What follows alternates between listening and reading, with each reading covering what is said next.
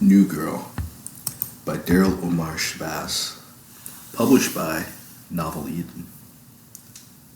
Dear Amanda, becoming a man takes decades, built upon generations of his fathers. Each generation sets to achieve more remarkable feats and set the bar, whether for better or worse. Dear Mother, I listened to you. The results are uploading. Dear Millennials, this book is out of love and insight and creativity. Enjoy it fully. It was made for you, an honest story of love and overcoming our darkness. With regards, Daryl Omar. Short-sighted. I never quite considered it within my 5-year plan to become a stripper. Not an Exigo naughty of all places. But when a handsome bachelor opens up a club where all the ballers are popping up, my eyes flash with opportunity. Throughout the whole interview process, I didn't so much as get a glimpse of him. Being asked questions and criticized by his bodyguards and strippers, his general manager Felix had been testing my mettle and patience for the job I had. He recalled horror stories and cultural barriers with some of our guests. Some girls were less than secretive about their partners in the VIP section and what they did for extra money. When I asked if somebody sold drugs in the club, half laughed. The others swore I was an undercover. I assumed my booty, slim waist, and lovely breasts would get me the job. The women were all beautiful goddesses walking around the floor, bitches in the dressing room, though. I reconciled the differences as sirens leading men away from their hard-earned money. A few succubi were draining them of everything they were worth, including their dignity. I could waltz in and be the most beautiful, but knew quickly many different characteristics would grant me advancement. Most of these girls cared nothing more than drugs, money, attention, and gossip. Even those making the most money were like den mothers, though most of the whispers were about them. None had ambition beyond the pole or bringing in more money. I knew I would surpass them. I cared nothing for prostituting or stripping. I planned to be stripping for a month, at least until I saved up enough to pay off my rent for a year or so. I heard these girls make my rent in a night. 30 days left until I can move out of my slum apartment. The money could be addictive. I knew that's why most stayed. The attention was intoxicating. I managed through the line of new applicants. Sitting on the stage is a large man named Felix Ray with a tall mohawk with blonde tips pieced back and forth. So, I've chosen a few of my favorite candidates. We'll have our boss look around through my selections and see if he extends any cuts to the list, makes it shorter. As I said, we're not looking for anyone right now. We simply host these open interviews because the boss likes the opportunity and I like seeing new asses in my face. He exchanged glances with a few girls whose eyes lit up when they heard about the VIP section. I raised my hand high. Yes, Hazel Eyes. What do you want? Felix let out a sigh, pointing to me. You've been very mouthy for a recruit. Excuse me. My name is Rumya Vur, I declare. He was very rude as a supervisor. You already picked a stripper name? That's usually my job. He chuckles, getting the crowd in his side. My mother named me after my great-grandmother. The Vurs have defended the Balkans for millennia. I cut my eyes in disdain as their laughter continues. I sat there staring daggers at everyone around me until I gained their silence. For those selected, when can we start? Felix took a moment looking through his clipboard with a bastard's grin. You weren't on my list, so I'm not sure, but the boss will decide. He rolled his eyes. I like my women a bit more playful. You'll scare off the customers. I'll be on stage, won't I? I say in shock. What the hell do you mean I'll scare off the customers? I came here for a job. Felix laughed. You thought this was to be a stripper? The ad only said, help wanted. We already have enough girls to work the polls. The dance sheet is full. You're all applying to walk around the tables to see if anyone needs service or drinks. If you're lucky, you'll get some action in the VIP or on the side. If you're lucky. Then what was the point of this? I snap at him. I was sitting here in my bra and panties surrounded by other half-naked women in front of this pervert. I may not be a stripper, and even less for no reason at all. An absolute abuse of power. As I said, I like to see new asses from time to time. Get tired of seeing the same girls every week. Not to mention, getting with them is hard as fuck when they all have queen complexes. Sad you can't get your dick wet, I scolded, turning the crowd in my favor as the other disgruntled girls were ready to riot. That's what you recruits are here for, or didn't you know? Boss gets his selection of the vets. We get the pickings of you young vixens. Opportunity comes in many ways. He shrugged as though he had little issue with the setup. Boss deserves it. He's a good man. He takes care of everybody here, and we aren't fond of parasites. I'm also not pissing him off by touching one of his girls. So what is this VIP section for if you can't touch it? Another girl asks. Lap dances? But some girls use it to make extra money. We're not in the room, so we can't stop it. Boss isn't a fan of prostituting. Most of the girls don't do it to make him happy. Others do it because they know they don't have a chance with him and got bills to pay. He claps his hands. Done asking questions. Let's close this up. Hold on, I bark. Felix rubs his temple. What do you want now? Who is your boss? Why isn't he here? He was the one I dressed up half naked for, not you. The others chorused in agreement. The competition wasn't so desirable, but the allegiance was apparent. Felix rolled his eyes with a groan as if he's heard the question thousands of times. He looked at his watch, then back at his clipboard. I don't know why you girls even wasted my time. If you didn't know who he was, you wouldn't be naked right now. It's Morgan Ellis, Obata's kid. You all probably never heard of Obata. Many of my allies grew silent as he cut through the intent. I suspected, but I figured this was the best way to make money until a better opportunity came. There didn't seem to be much in Exigo since the atrocity happened less than a decade ago. I was just a girl hearing stories of the great Nadia and a teenager hearing about the return of Ekru, which Balka and much of Maya used to call themselves, but that was centuries ago. It's crazy how history works. I know about Samira. He and his family died in a freak earthquake, so they say. There has never been an earthquake in the whole history of Ekru besides that one day. Felix sucked his teeth. He was hiding something. Boss keeps to himself. He's way too old to be Obata Samira's son. There's more than one Obata in the world. They probably never even beat the man, whether he is or he isn't. You mean he is Morgan Samira? He was such an adorable baby. I bet our kids will look better, one girl mused under her breath. Felix spits in anger and disgust.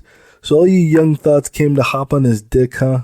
Sad to be you. He's out of town in Urdu doing his day job. Urdu, where he was born and where he lives. He's the owner. He's only here 3 days a week. And the only time Morgan leaves the VIP area when he's here is to pry one of your johns off of you. That's why y'all ain't getting a job. Y'all come to be thoughts, not to work. Clear out. I have some serious interviews for some real work in half an hour. He had some issues, either with me or the admission. Most of the girls began grinning and giggling, scheming for their position upon Carmen Cruz's man dubbed the most elite bachelor of the year. A new award she created on her budding show for him. I couldn't help my smile looking up to the actual VIP section overhead, affectionately rumored the throne room. A glass-plated box with a mysterious staircase overlooking the skyline and the club floor. I've seen pictures of it in a magazine, but never up close. Alright, that's enough. The boss is not interested in none of you. Hurry along now, little birds. Fly away. We'll be doing callbacks this week. Maybe some of y'all will start. For the rest, I'll keep your pictures close to my crotch for safe creeping. Head off. We got to set up for the night. He claps his hands and scatters the girls. We all moved to get dressed. Felix said we would get used to sitting around in our bra and panties. A few girls wore nothing and proudly sat around stark naked with their perky muffins out about. Felix called those girls over to the side to talk. I didn't mind. I didn't need or want Felix's approval. I hurried off home to cry one off and have a drink. My mom was sad. Patience is a virtue. Surprise introspection. The captain. The club's owner is an elusive man who kept to himself, and his work's usually in another region than others expect, popping up without notice to check on things and manage the bar. Morgan had often caught them at their most vulnerable moments, around 3 p.m. of a Wednesday afternoon with a quarter of their staff with a surprising clientele flow. A few afternoon work parties to release the midweek steam. How the interviews go, Felix? Morgan had asked, sitting on the floor of the bar hours before opening. Felix was at the bar mid-sip when the owner patted his shoulder. The bartender had been at the end of the bar turned the other way. If it were some woman's husband, he would have been a dead man. Where's the security, Felix thought, trying to make out the reflection in the mirror behind the bar. Where's the security? Morgan had asked, not moving his hand from Felix's shoulder. Felix Ray Hernandez had choked in his drink, staring in the mirror at the only man he held fear of on Gaia. His forehead had become sweaty, and the heat of the fireball did little to calm it. He had nearly forgotten to swallow and was too scared to cough. He struggled through the flaming cinnamon whiskey burning down his throat. Where's the fireball? Morgan had asked. I only was taking a few shots, I swear. The bottle is right here. Felix grabbed the bottle and set it down. He had nearly wanted to pull the bottle back, realizing he had gulped down half the handle. Pour me a shot, a martini, and a cocktail as you're choosing. Morgan had nodded his head. Felix raised a pencil eyebrow from behind a pair of Gucci shades.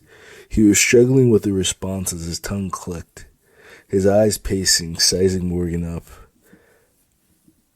You mean now? Felix asked, thinking he might get out of at least stalling, which was his usual control tactic. You're not doing shit else. Morgan sat down at the bar and then turned to the bartender. How'd the paper go, Lucas? Lucas Ngabe had started at the bar by chance. He was standing lost one night but seemed to fit in fine. He caught Morgan's attention, and after a quick chat, Lucas went behind the bar and been keeping back since. A student at Nadia Institute of Technology usually strolled through once a week, living in the apartments a block up. It's going good. I haven't had too much time with it serving, Lucas responds. How's everything with you? Morgan raised his hand, gesturing he wasn't going to respond to the question. Do you need fewer hours? I know someone who would love to work doubles. Morgan looked at Felix with a grin. Why isn't Felix back there helping you? As busy as it is in here, you're sitting on this side of the bar. Get some work done here when it's slow. There's a computer in the office through the kitchen. There's 1, 2, 3, or 4 parties out there. We must be a lot of drinks. Why don't you help Lucas, Felix? Felix had heard the grenade pin click before he got behind the bar to find 2 chocolate brown eyes turning a deep crimson red with direct eye contact. Felix knew lying now would be a waste of time. Morgan had asked an immediate question and waited intensely for an answer. All right, Deadeye, you got me. It's because I'm a lazy fuck, Morgan. What do you want me to say? Felix groans.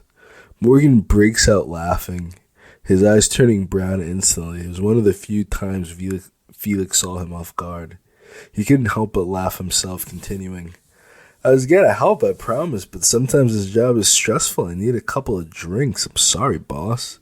Felix shook his head, pouring a fireball shot, then grabbed the shakers, tossing vodka, ice, honey, and locally crafted blue raspberry schnapps with a baby cherry tomato from the same farm, vineyard and distillery in Graham. I call it the one-night stand. Ladies love it.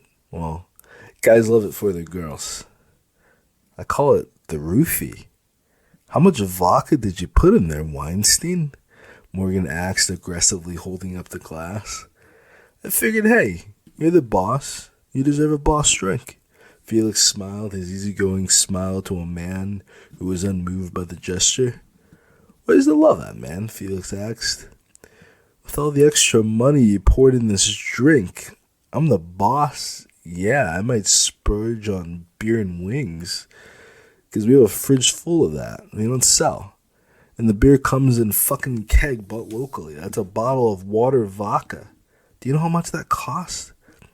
Felix smirked at the chance to revel in his knowledge of liquor and narcotics. It's my favorite drink.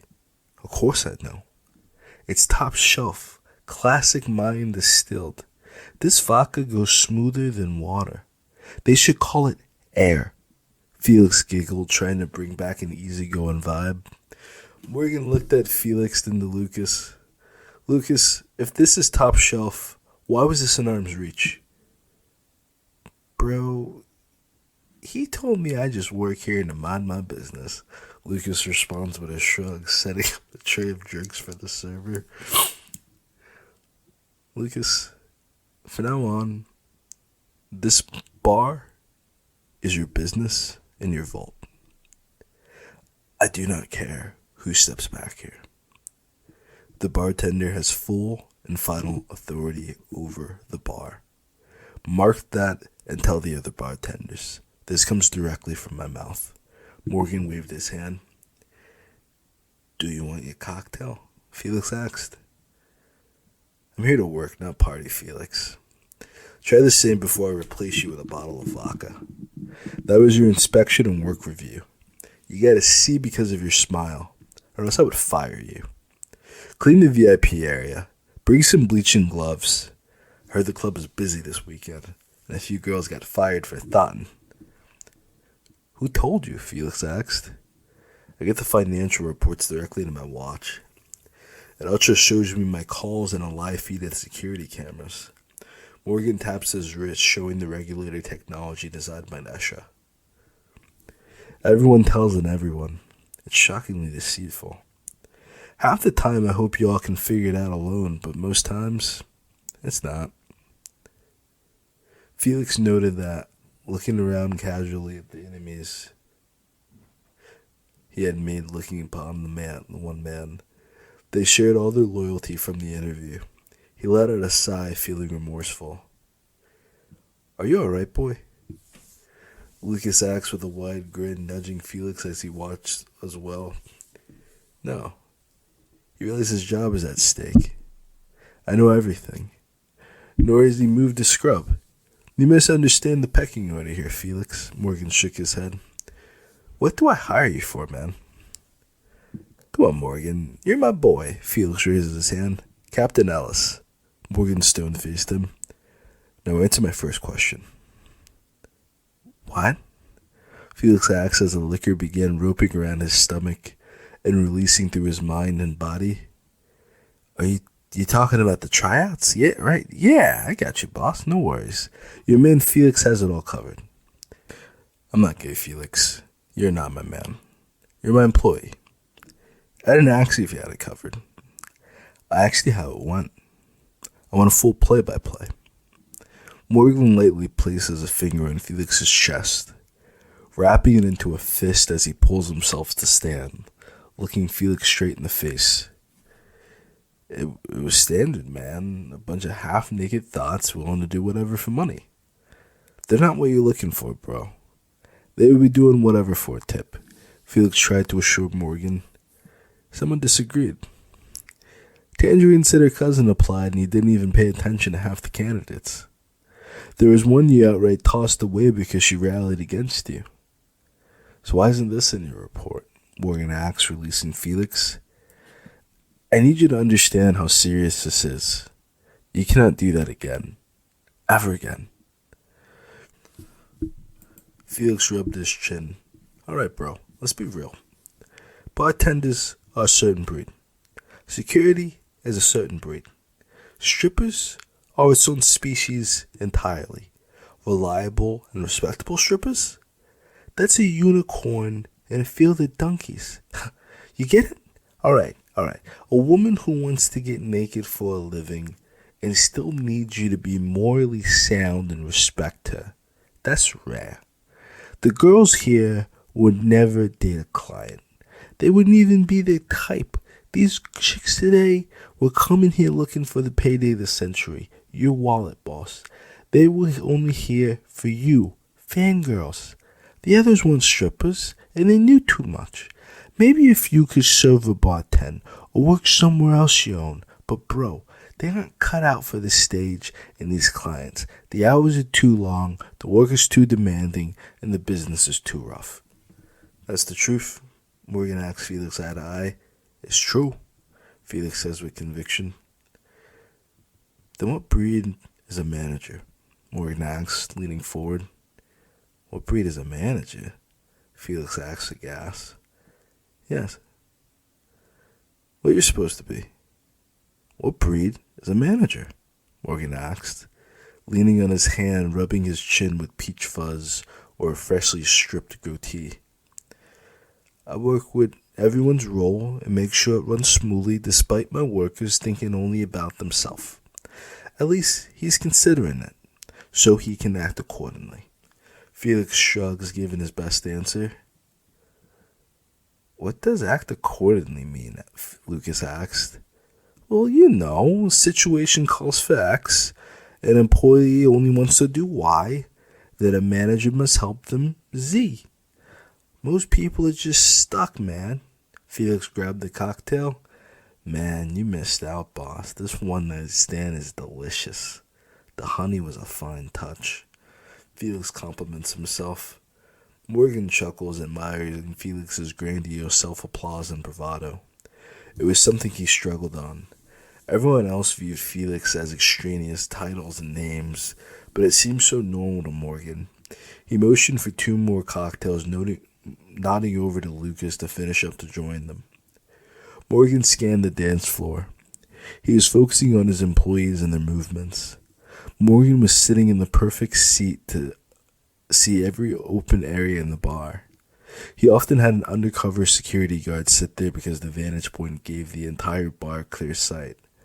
Most guards had a post where they can only monitor their area, and perhaps what was nearby, but it was limited. The club has a busy feel with the servers and even kitchen staff needing to bring up meals. The girls were getting paid better than some night shifts. Each party had only about 10 to 15 people, give or take the men in the bathroom or VIP. Only about 50 people, but the bar and kitchen alone. They were racking up the dough. His mind was running with ideas of how to capitalize upon the new business model. Though his imagination lacked ideas, he put a pen in the idea of returning to his employees as they settled down with their clients. Man, I don't remember the last time I worked this hard, Felix said, topping off 20 shots on a tray, a dozen mixed drinks for each table, followed by 3 more immediate orders. We should charge them for the whole bottle by now, Lucas said, holding up the bottle. It's more expensive to pay per shot, Felix notes. The upsell of a bottle will completely ruin a business. Morgan applauded him with a smile alone, nodding his head and toasting his drink.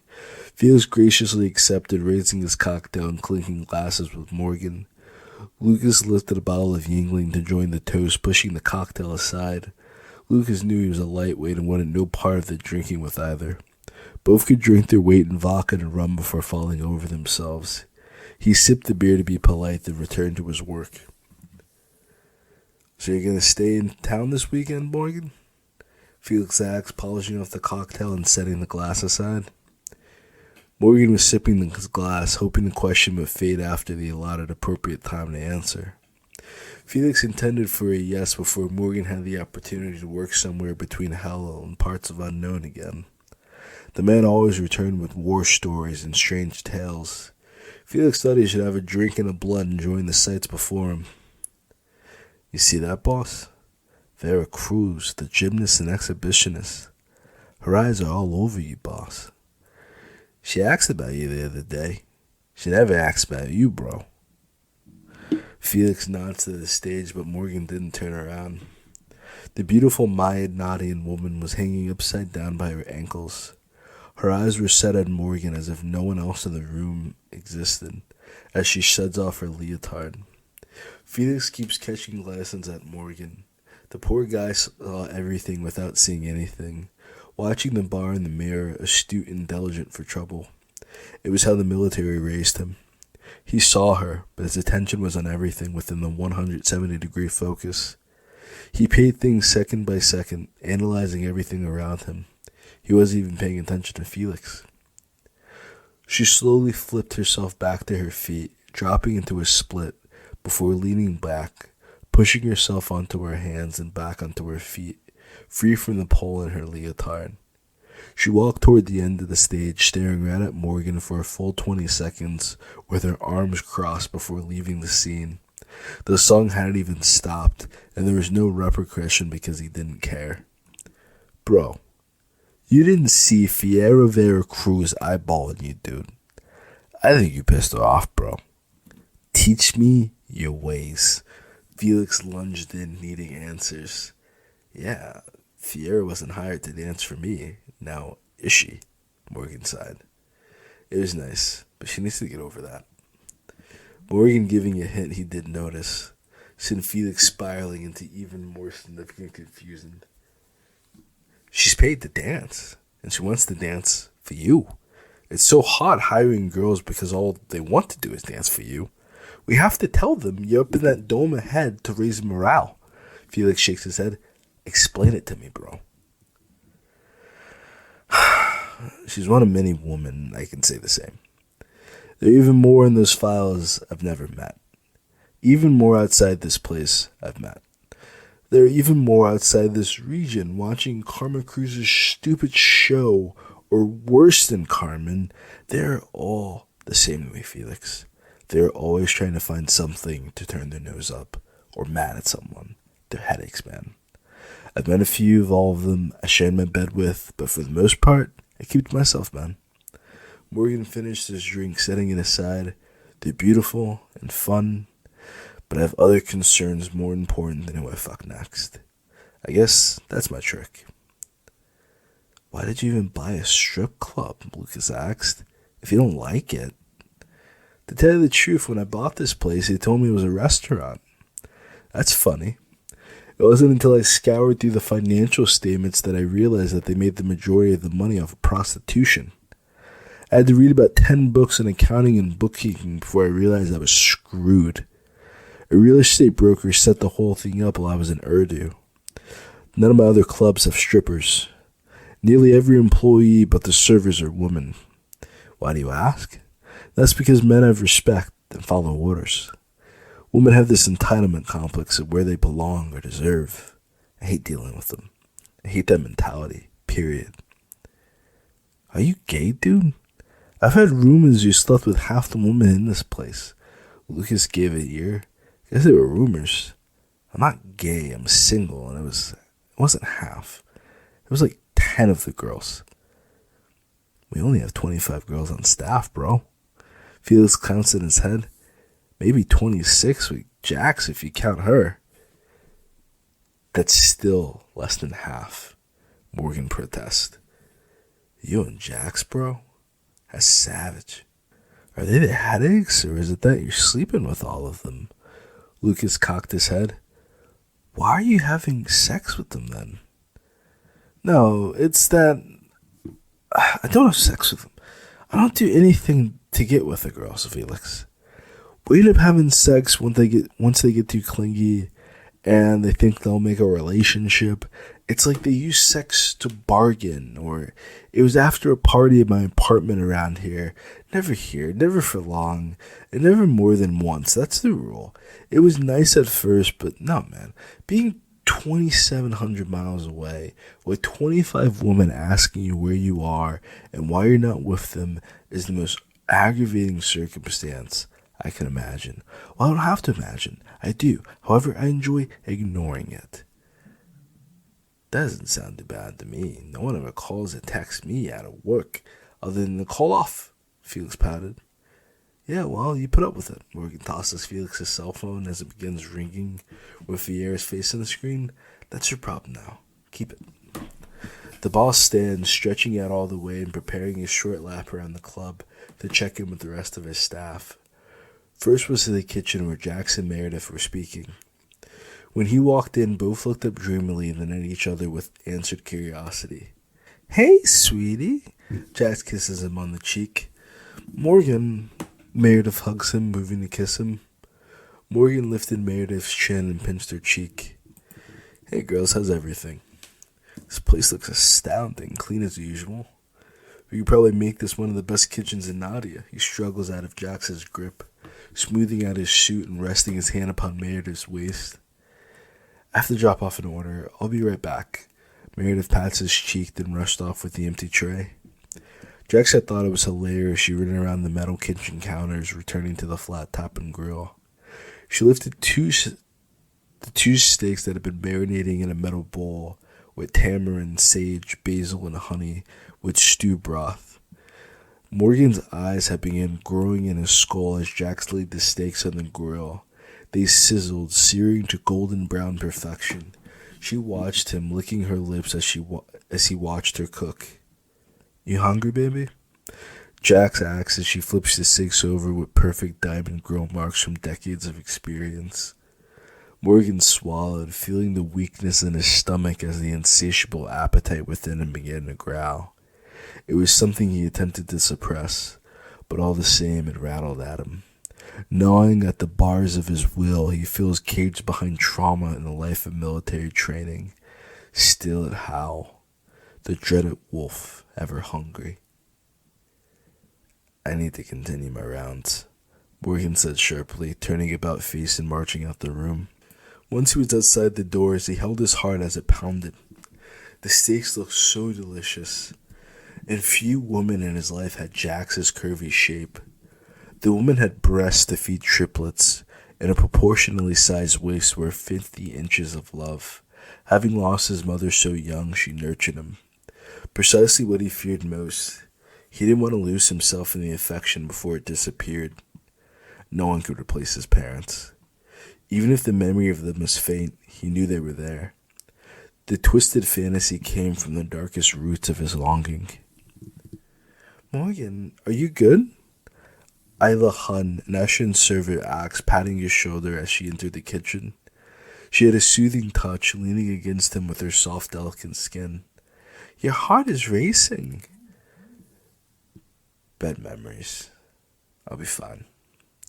Morgan held back his words, looking for his supervisor so he could hurry along with his day. What's in your mind? Isla asked, unwilling to let him go. I'm a good listener, I promise. He knew it to be accurate, having shared many of his stories and takes privately with her. They shared the longest relationship with an employee he had. His love for her was different, a deep philo connection, rather than an eros attachment. I don't want to talk about it, hon, he says, using her last name. Tell me about something else then. How are things in Urdu? She acts positively, hoping to get some conversation out of him. He spent less and less time in Nadia as of late. Morgan's face dropped for a second as she hit the source of his tension, and the reason he wanted to escape to Nadia for a short while before returning. Urdu was always a topic of such joy. Isla had no idea what she did wrong, watching his face wrestle with pain and grief. It's dreadful. Like a nightmare. The knocking bankers are buying up the land, sending people in the Civil War. Everyone's blaming the regime because the regime occupies the land throughout the Rhinelands and Relic Mountains. The wildlife, the people, the whole grass of war in Urdu is out of balance. Yet still, the bankers keep swallowing the world. The regime keeps killing in the name of peace and profit, and the people run around like ants without a queen, or chickens without heads. Isla frowned, letting him go. What happened to you? He looked her in the eyes. The question brought a solitary tear from his eyes. He looked unmoved, as if he hadn't noticed the trauma and pain he wore so proudly. Morgan opened his mouth. His memories repressed through constant trauma and lost to retrograde amnesia and repression. Numb was all he could offer instead of complete apathy, and his empathetic soul refused him for giving in to pessimism. The question began to piss him off, knowing the answer had been dreadful. "Get the fuck out my face," he mutters under his breath, shaking his head. "I'm sorry, I didn't mean to offend you." Ayla was taken off guard. He had never taken such a tone with her before. "You think you can offend me? You think you stand a chance of hurting me?" Morgan asked with a grin. "Girl, you're confused." Ayla was shocked. He wasn't defensive at all. Instead, he stared at her like a bullseye waiting for a trigger. She had dealt with abusive men throughout her life and had towed the line to safety. She wanted to press forward. Perhaps a few months ago she could have, but something happened. A mission. Something.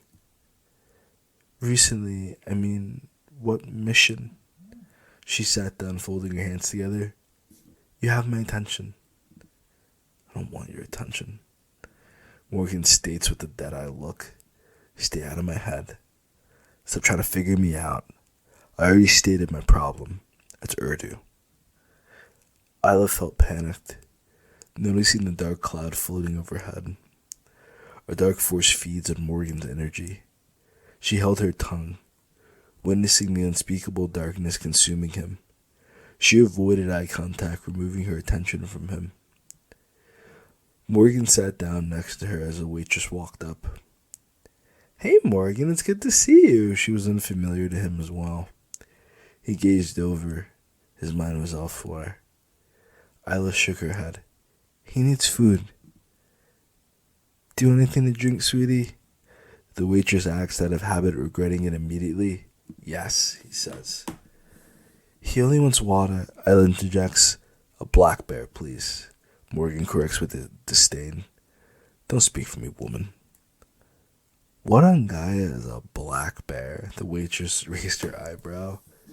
"A Jack and Scotch.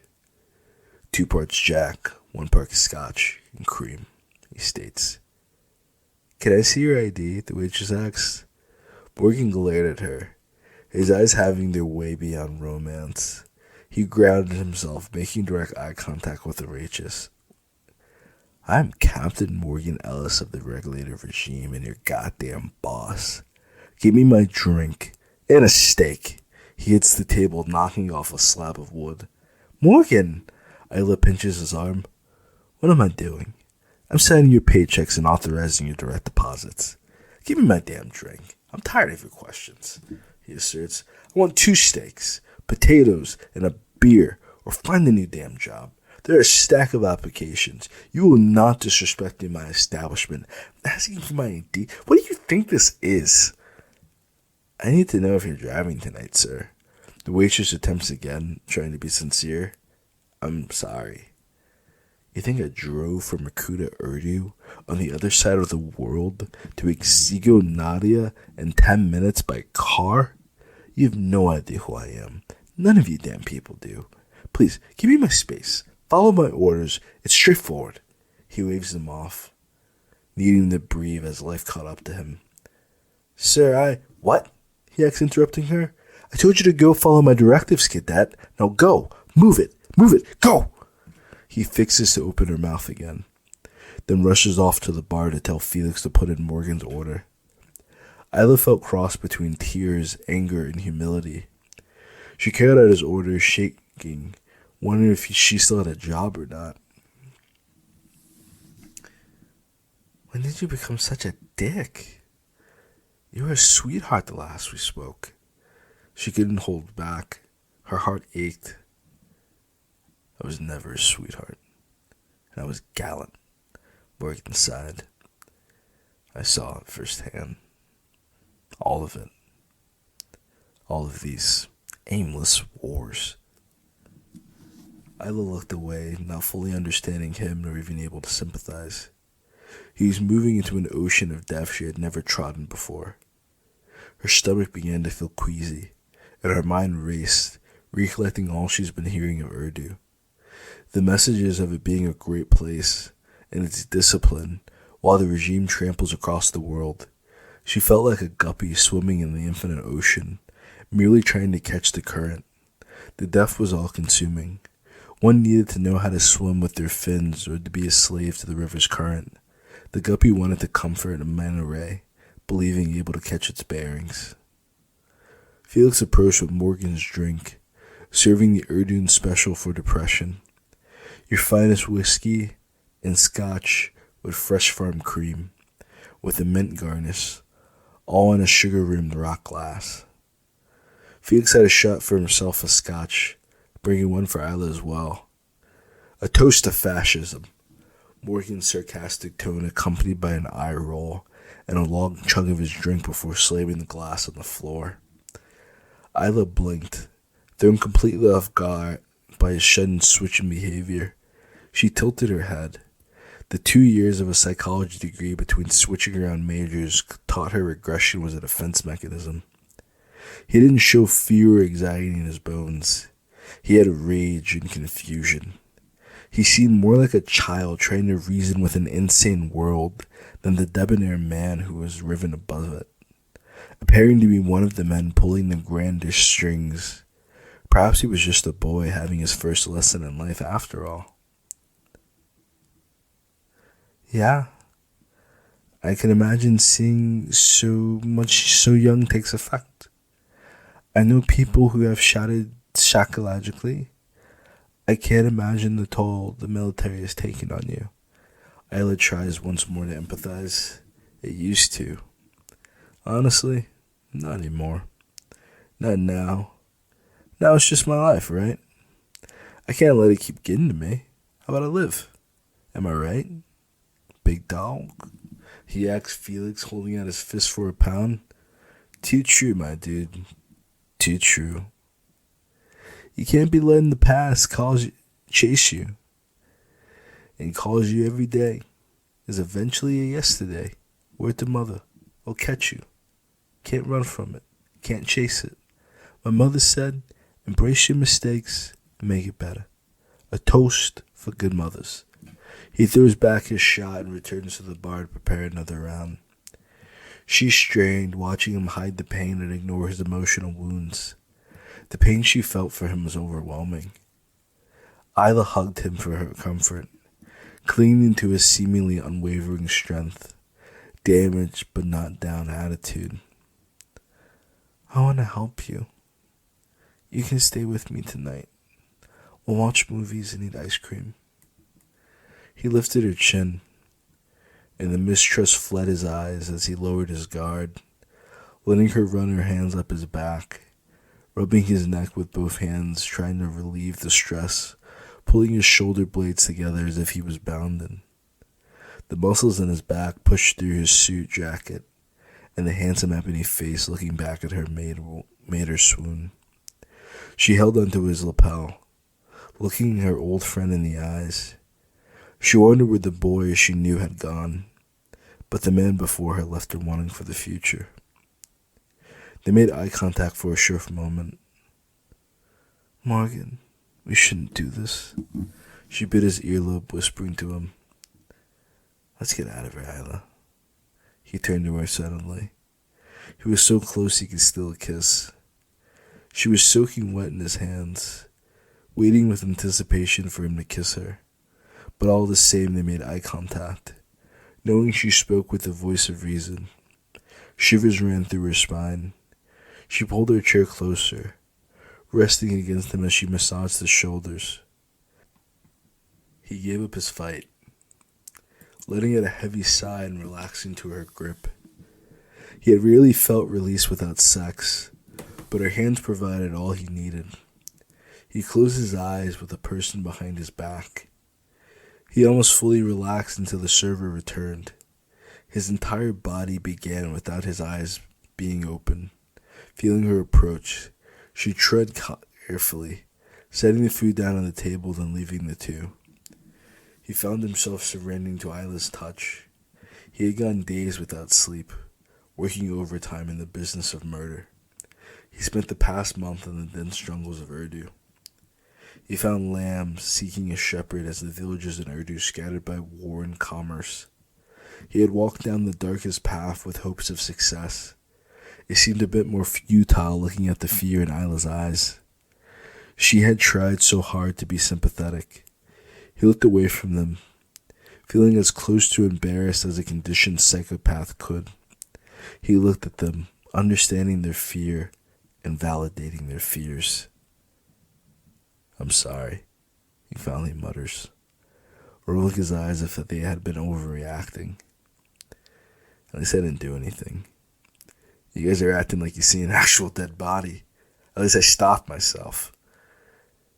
Just get home safe and rest." Isla pats his shoulder, not understanding him. "My shift is over soon. If you want to take me up on my offer," she insisted, "I can keep rubbing your back if you want. You can get what you wanted." "You mess around trying to save me. You'll need to save yourself. Please, stay away from men like me. Only break your heart or kill you." Morgan states, looking her in the eyes, sharing a glimpse of his pain. "Love doesn't live in here." "Morgan, what happened to you?" Isla tries once more. He smirks. "The devil himself is hunting my soul." "Tell me straight," she demands. "I did. I'm the devil's weapon of war." "It hurts, Isla. My soul hurts." He fights the tears, grabbing the black beer and drinking it like tap water. Colin wants me to become his heir, and to lead the regulated regime into every region in the name of the Gregor family. Isla blinked, unable to hear any more. He saw through it all.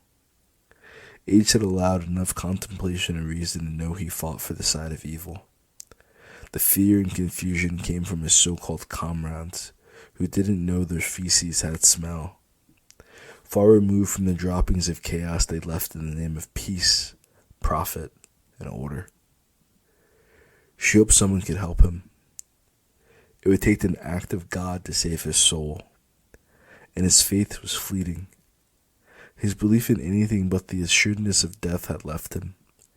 He knew one day death would find him, and it would be all over, and he would finally be himself. Homesick. I moved to Exego hearing the stories and tales of my childhood. I swore I would set out from the Balkans plains and Maya to the great Ekru city. Many of the stories were from before Ekru had met hard times. Exego was once a harbor known around the world. Now, nothing seemed to move through the town but drugs. The embargo by the Nakhans set out hard times for the harbor district. There wasn't much a landlocked nation could do without a harbor. The whole of Ekru shrunk down to Nadia. They didn't even know what I was talking about at the airports. I found an apartment for $700 a month in Exego.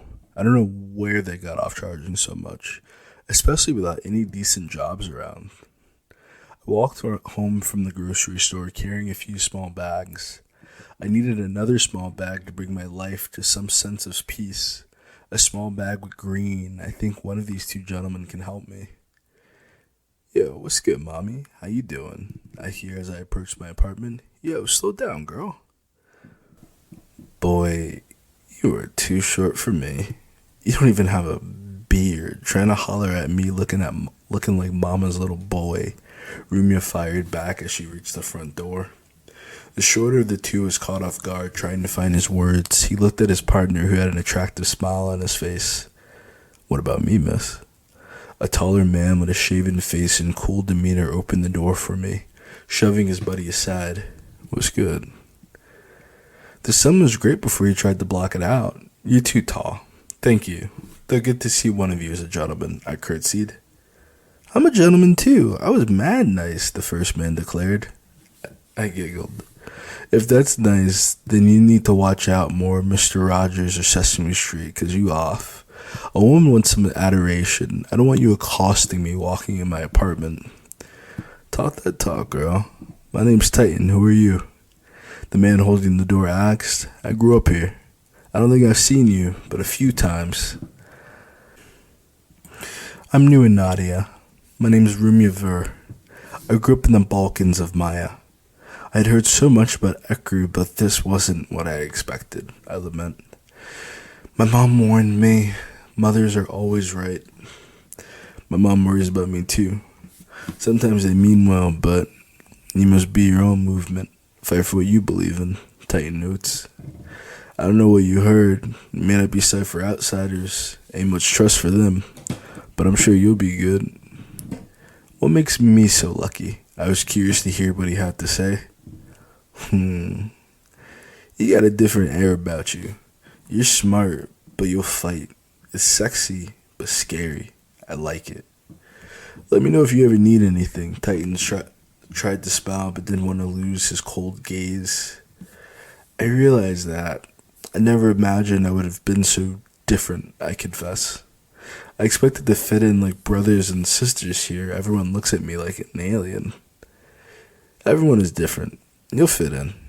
You're probably just homesick, the shorter man spoke up. You'll be big here for sure. You have to find your circle and be there with it 100%. That's how Nadia works. People respect your circle around you. You're always a part of a whole here, and rep is everything. If you don't want anyone around you, people will always think you're weird. Aw, you're a sweetheart, I smile.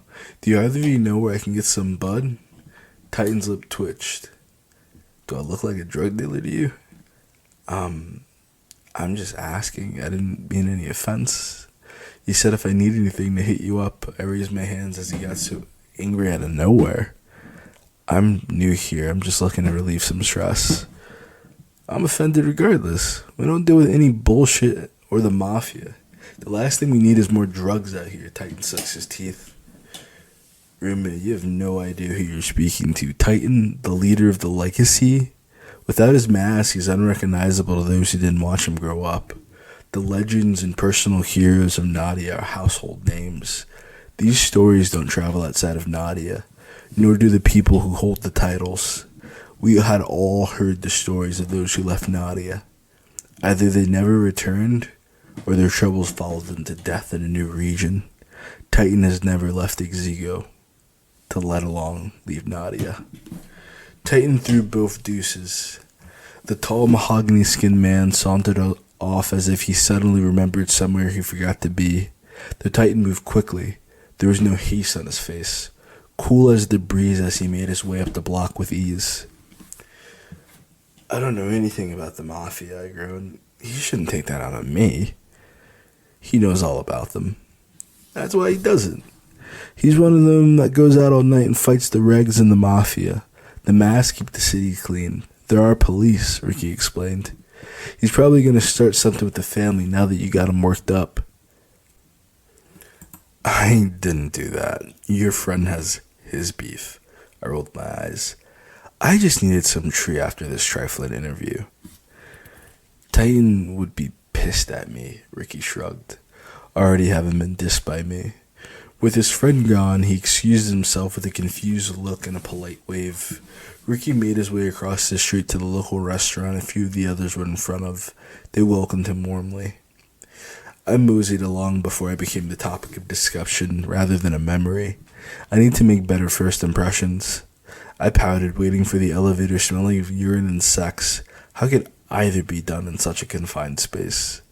The apartment complex is called the Sunset Homes.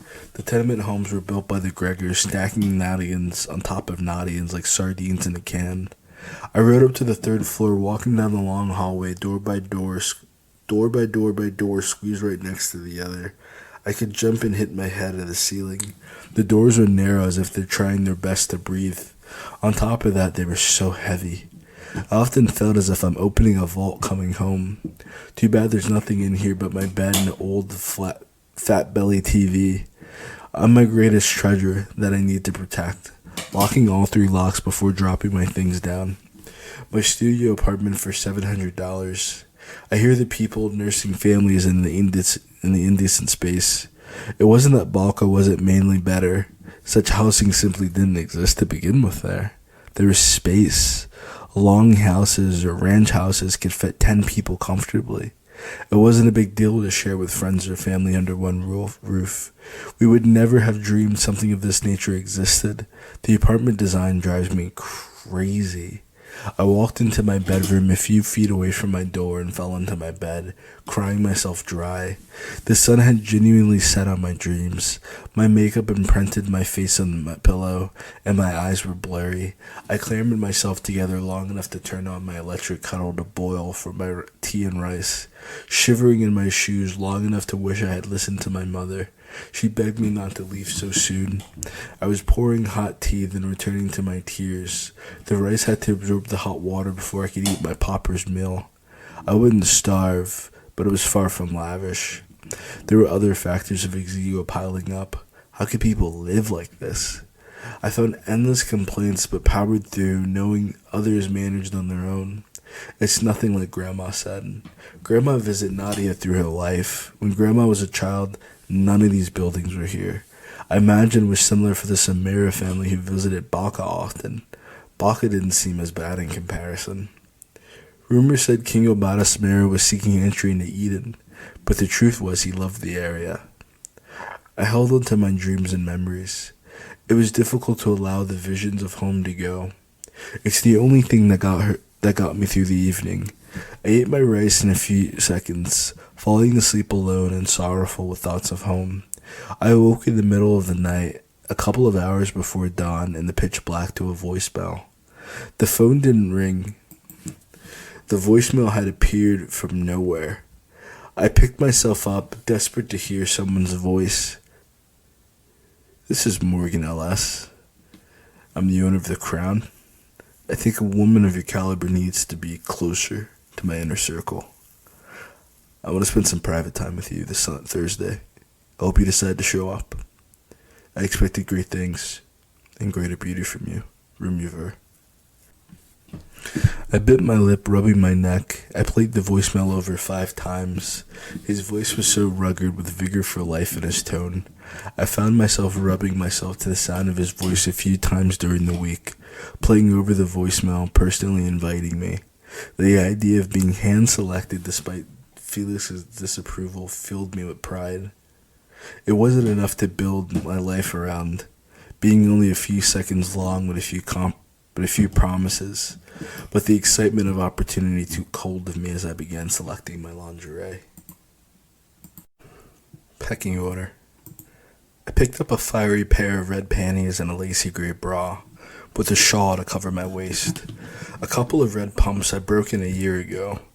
There were cushions and wide enough opening I could stand in the shoes as long as I needed. I hung my outfit in a garment bag with a cute little jacket awaiting Thursday.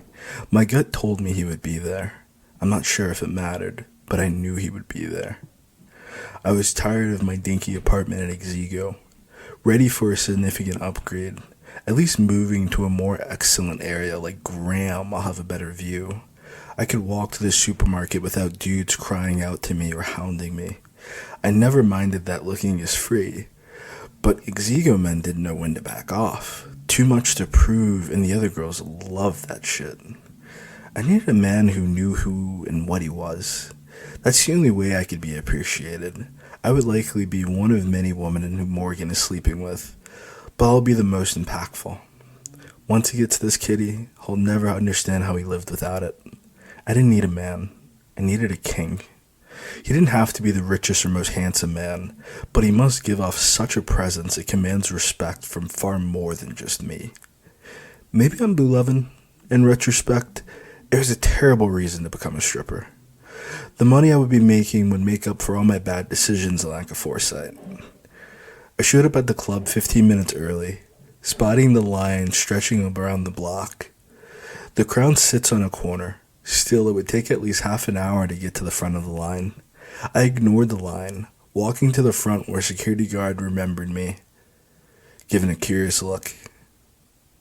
"Ms. Vur, I didn't know you got the job."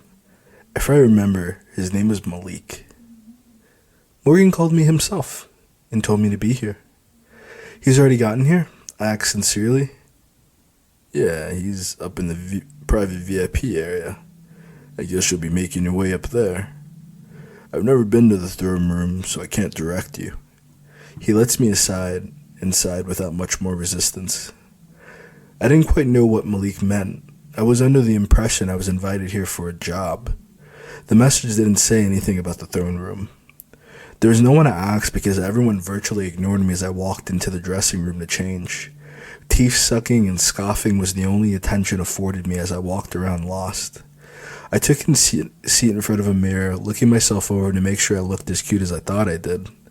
Another woman rushed in behind me with her stripper droppings all over her body, pouring out her hands.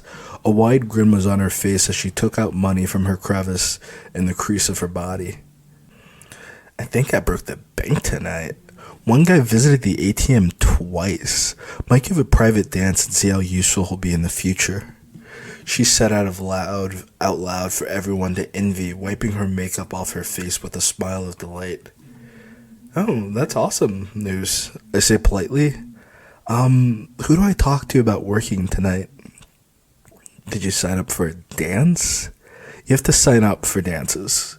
She treated me as if she was speaking to a child.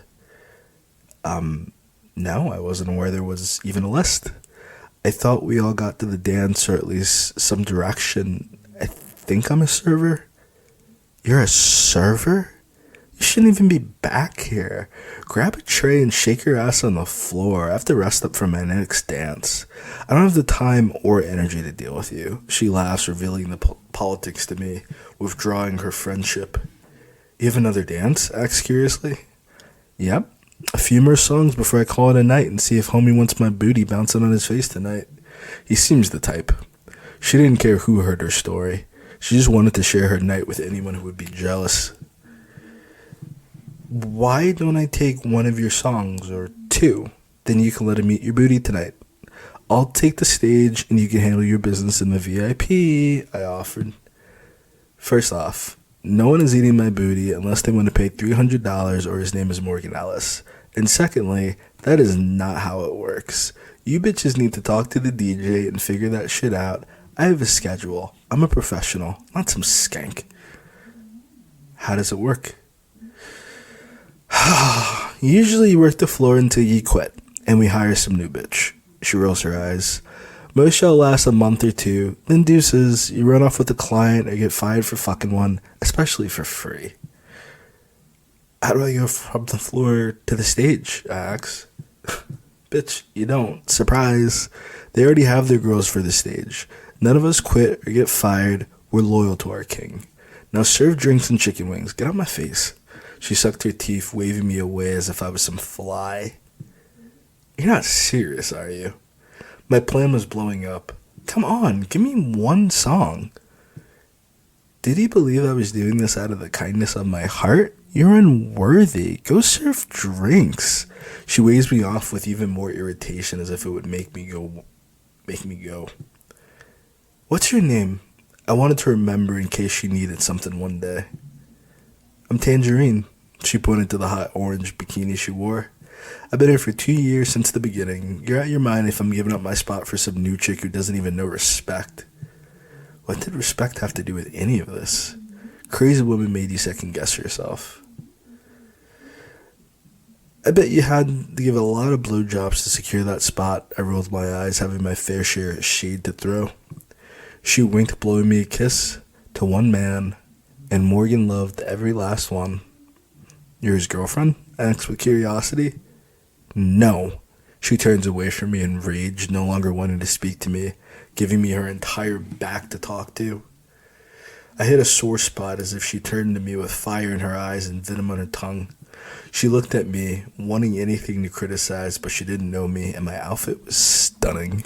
She was intimidated, as she should be. Come on. You have to blow more than Morgan to get your spot. I heard about the VIP. I egged her on. Morgan would fire me if he heard I ever did something like that. She rolled her eyes, quieting down. I wanted to probe her more, but I knew if I upset her again, either she or security would be on top of me. Is Morgan here tonight? He invited me. How do I find him? I asked, especially since he invited me. Ew, bye. Tangerine rolled her eyes, flicking her hands, sending me on my way. I laughed as I said my goodbyes. I was heading off to find solutions on how to make the money I needed without compromising myself or putting a dick in my mouth. Suppose Tangerine could make it so far from the bottom with her decency and had up her snatch, then I should be able to navigate the system. She had a critical part in her success, as many of these strippers did. The only dude they seemed to be slipping with was the boss. I've never heard of such a thing in a strip club. Well, I hear about strippers sleeping with the boss, but not only him. I've never heard of a loyal stripper before. I assumed single mothers and C-sections, but these women were beautiful. I should have asked if she ever banged Felix. I would have quit instantly. Felix wasn't even here tonight, nor did I see any of the girls I interviewed with, not even the two nudist enthusiasts. I walked around the floor looking for someone else to talk to. At this point, not even sure if I was getting paid hourly or by tips. I went up to the bar, and they had no idea there was even going to be a new girl. They told me to ask a favor from one of the servers, and they gave me the same reply as Tangerine, or said they couldn't hear me over the music. So a few options remained. I could start sitting in laps and laughing like a freshman at a frat party, or I can complain to the boss. I looked around the club, searching for the secret entrance upstairs. There was a clear wall of one-way mirrors lining the upper level. Most seemed to ignore the ivory tower, thinking the real party was on the floor. I needed to get out of the money pit into the real scene. I had plenty of time to explore this club. There wasn't a single pathway to the real VIP from the ground level. I found it slipping into the kitchen. I avoided eye contact with anyone who might realize I wasn't a regular. I held up a tray, walking around as if I was searching for an order, disappointed no one seemed to even care I was there. I dropped the tray and shook my ass all the way to the back corridor with two doors. One reading employees only, and the other door pushed ajar with an alluring energy vibrating in its small opening. I pulled the door open, walking up the stairs, feeling as though a weight was on my shoulders. The music changed as I got higher. No more of the blaring trap music. Ambient tunes and what sounded like live music played. My heart belongs here. The weight was heavier as the scent of sweat and alcohol was replaced with marijuana, incense, and perfumes. I felt as though I was walking into the past of Urdu and Esha. My stomach knotted as I reached the top of the steps. I was spotting him sitting at the bar alone, eating a plate of wings and drinking a mug of beer twice the size of my head. His chair was custom made, the rest were bar stools. His was like a domed seat made of cream leather with golden-colored armrests made of what looked like wool. The scene around him was incredible to match. On one side, there were a few men in business suits with their ties tossed aside or tied around their foreheads with lines of cocaine before them, and dancers in their laps as they spoke business, financial literacy, and sports. In the front of all was a band playing, and people with their instruments lined up next to play, jamming and enjoying the vibe, passing a blunt between them, a few bottles of wine on their table. The last table was my favorite scene. A bunch of people dressed in silk and scars or bohemian garb, talking about some pulsating material from proper development of Loring's ego, the ancient wisdom of the Urdun people. Every so often, one of the women strips naked and dances passionately and exotically to whatever song caught her spirit before she sat back down to join back into the conversation. My excitement came to an abrupt halt as a mountain of a man blocked my path. Yo, you're not supposed to be up here. Rosie, a giant guard from the islands off of Western Maya, standing about 6'7" and 350, towed over me. What you want? I was stammering, already taken aback by the scene, and now this giant man accosting me. I didn't have any business up here. This was like nothing I'd ever seen before. All walks of life in the same room, doing completely different things in unison. Each absorbed purely within their own world, connected to everyone at once. It was beautiful. I couldn't leave yet. I wanted to speak to him. I pointed straight at Morgan. He'd even turned from his chair. No one seemed alerted by my presence, giving a warm smile as I passed by. I wasn't interrupting anything, but mostly because of the man sitting alone by the bar. He was enough assurance I wouldn't worry about anything. I just needed to get past this guard. He busy. He eatin', the guard huffed. I knew there was some underlying bullshit here. This man was trying so hard to intimidate someone he had an even foot over and at least 200 pounds. I held a bit of weight in my booty and legs, but I couldn't possibly appear to be a threat to him or Morgan. But I could probably kick a few asses of the patrons here. I can understand why that seems like an occasion for you, big boy. However, I'm not sure he's gonna like you attempting to scare me like this. He was just a guy doing his job, which meant he had the same fear switch every normal person did. He was just here to look scary and give the air of security, looking at everyone up here. He didn't even have to do much compared to the security downstairs. It was hard enough to find this place. It was unlikely the unwanted could even get this far. Girl, ain't nobody ever worried about you, he scoffed, brushing me off like Tangerine did. I was so close to him. I couldn't let doubt take me away from my dream, and it was only 20 feet away. He is. I hoped at least. He did call me, addressed me by name, and told me to be here. I was invited. Rosie looked over her shoulder at Morgan. He gulped, turning back to me as the gears started moving. He took another quick glance, then sized me up. He seemed more afraid of disturbing him than he seemed to let me waltz in. Every time he turned his head to Morgan, he seemed scared Morgan would be looking back at him. Relieved, he was engulfed in his meal and beer. I couldn't imagine why he was acting all tough. He was twice Morgan's size, easily. The man was probably Morgan's senior by a decade or so as well. Why fear him? Oh, go ahead. I just gotta pat you down for weapon, he stammered. Touching is gonna cost you. A week, opening up my shawl to reveal I had nothing but laundry underneath, and spinning around, only he can touch me, my confidence bolstering up to the scene. Fountain, go ahead. He sighed, rubbing his temples. Thanks. I walked in as though I belonged, my chest puffed up, my hips swaying all the way towards the bar. Excuse me, Mr. Ellis, you called me? He didn't turn his head or look away from his plate. He was focused as he shredded through the wings before him. I thought we caught eyes for a second as he reached for his beer right by my hands, but it was only for a split second. Before he was washing it down, his attention glued to his food. You're going to choke at that rate, I speak up. Hello, I said you're going to choke. Hey, boss, you have a fan. The bartender was a cute brunette with a shapely figure. She filled up his mug. Her gray eyes never left me. God, I knew what that meant. She seemed to catch his attention. He rolled his eyes, still focused on his meal as if he had never eaten a day in his life. He spared us a few seconds of his time by shifting his body a quarter of an inch toward us to listen. You're a cute one. She smiles out of the side of her mouth, rolling her eyes as if she sat at her post at the end of the bar, none too far from his side.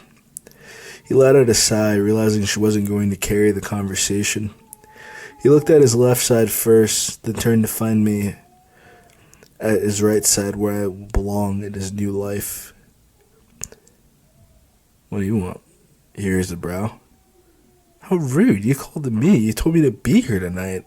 I put my hand on my hip, ready to pour his beer all over his head. Roxanne? He adjusted in his seat with excitement. Rumya. I felt a little fool, blushing as if he would remember me. He sat alone amongst the thrills below and the serenity above. Rumya Vur. He grinned. Say your name again. I leaned to his ear, biting his earlobe as I purred. Rumya Vur. Once more with my mother's accent. He suddenly seemed less interested in food as he turned to take me in. The sound of my name changed his attention as if he's been waiting for me all night. His hands moved to my hips, running alongside my frame, opening my shawl with little more than his thumbs. I stepped closer, looking confused as his lips met mine. I pulled away as an instinct, but a quick jerk brought our lips together once more. I was covered to the world and naked in his hands. You're not a stripper, he stated. I'm not. Well, technically I was supposed to be a server, but no one knew who I was. They were also rude to me. I was flustered and breathless, wanting his lips want more, but I got nothing but air. He turned back to his beer, gulping it down like nectar from the gods. He set it down. I grabbed the mug with both my hands, lifting it to my lips, nearly drowning. He grinned, taking a glance at the bartender, then back at me. "You want anything?" he asked with joy, as if he didn't listen to a word I said. My mind was caught off guard completely. I had no money on me, and my pocketbook was downstairs in my garment bag. "As long as you're the one paying," I left my wallet. I smiled. "Don't be rude." He cut his eyes at me, aggravated. "It's my damn bar. Of course I'm covering." "Don't be rude, but what does that mean?" I was wondering. Yes, can I have a glass of wine?" He adjusted his head for the bartender to take my orders as he went back to his food. The bartender approached in front of me. "What do you want, honey?" "My name is Rumya, and I want Pinot Gris, aged, nothing in the last 10 years. She laughed, but I was serious. My face didn't move as I cut her eyes, mimicking his momentary concealed outrage. "Did I make a joke?" I asked, positioning to jump over the counter and smack the shit out of her. Was everyone in this damn strip club looking down at me? Do I need to pour my own drink? She looks at Morgan. "You need to take this hood rat back downstairs." "For your information, I'm not even from Ekru. I'm from Maya, Eschen border of the Balkans." I corrected her with a fax. She rolled her eyes. "You think your fake accent impresses me?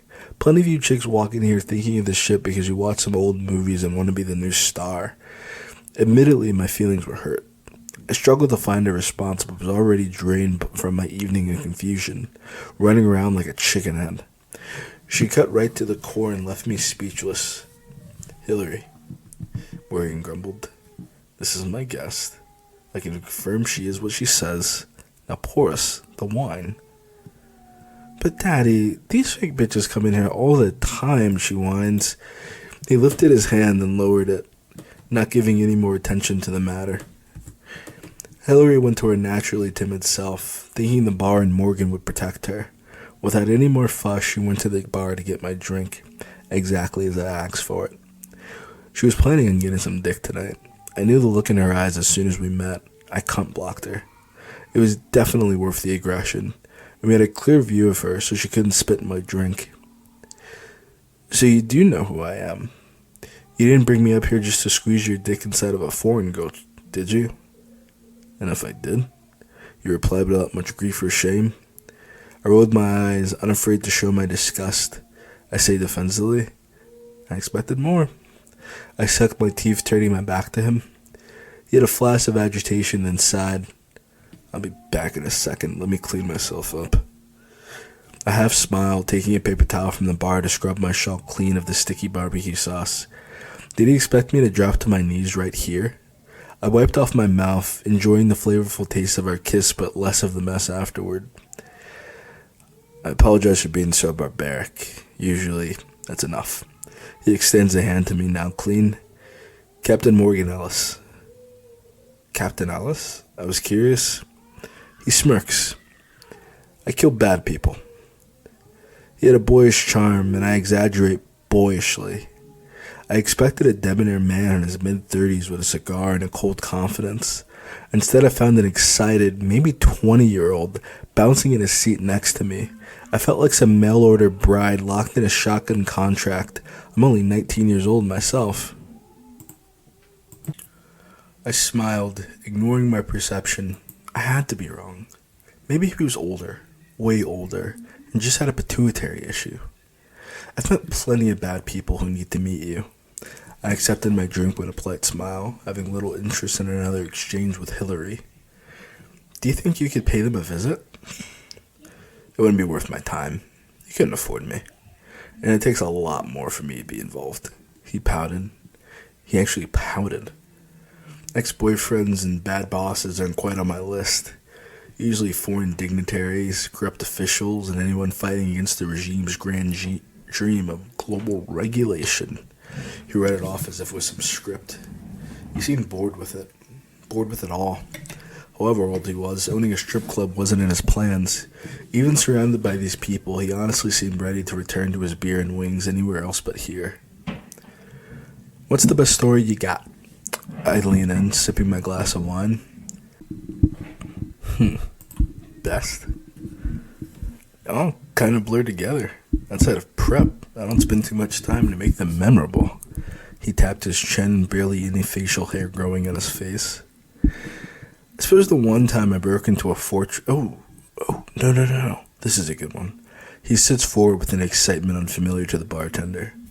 Alright. A couple years ago, I was sent to Urdu to take down some gorillas, a foreign mixed breed of bear apes, over 8 feet tall, travel in groups on territory bigger than most towns for just 20 of them. They're highly territorial, with insane speed and sense of smell. If you ever set foot in their territory, there'll be one upon you like that. He clapped his hands. They were harassing a village in the Badlands for well over a month. The village had been there since some time began and withstood empires and wars, and the guerrillas had been taking over all the territory from the deserted villages, left victim to man's dirty habit. They finally sent word to the regime and I was given the job. When I arrived, the village was already destroyed. What was left of the village was displaced. I negotiated in a neighboring village taking the refugees for about 100 ki, their local currency, about the $200 in my pocket. They even made me go to an exchange agent, and then I set out to find the Congress of Gorillas. I wasn't ready, but I managed. There were about 10 altogether. I hoped for a peaceful solution. They're highly intelligent, even forcibly speaking some words in their local tongue they learned, but they were hyper-aggressive. Negotiating with people is easy. They understood their fragility. With an 8-foot gorilla, there's a problem. Most of their Congress only watched as they sent their troopers to meet me. They have a little culture intact, but a little more than wild animals after all. Bear monsters? I don't believe it. My mouth was agape, believing every word. He shrugged. I suppose you're not supposed to. That's sort of why I do what I do. Fight against the world around this one. There are many things going bump in the night, or in a parallel dimension right next to ours. It's an amazing world. Terrifying as well. I'm here to protect the citizens of the world government from all the things going bump in the night. That's how I afford all this. But I have no idea how these people know me. I pay the bills and leave the management to whoever seems most competent. I have to spend most of my time in Urdu. I live most of my life in Urdu. But everyone here knows who I am.